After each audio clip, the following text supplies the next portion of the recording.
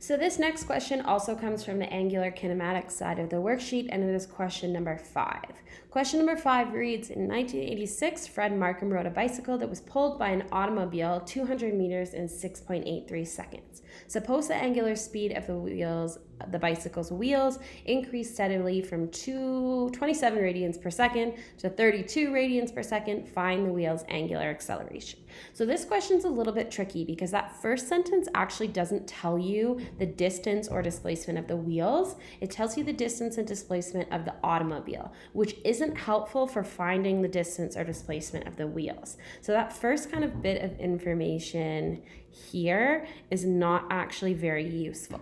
But what is useful is the time period over which that displacement is made, because the time period that the automobile is moving is going to be the same time period that the bicycle is moving.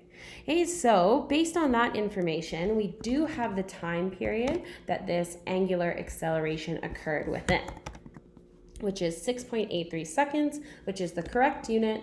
Okay, so we can move on to the second sentence of that paragraph. Okay, the second sentence tells us that the angular speed increased from 27 radians per second to 32 radians per second. So we have our initial and final speed, and it's asking us what is the acceleration if that change in speed occurred during that time.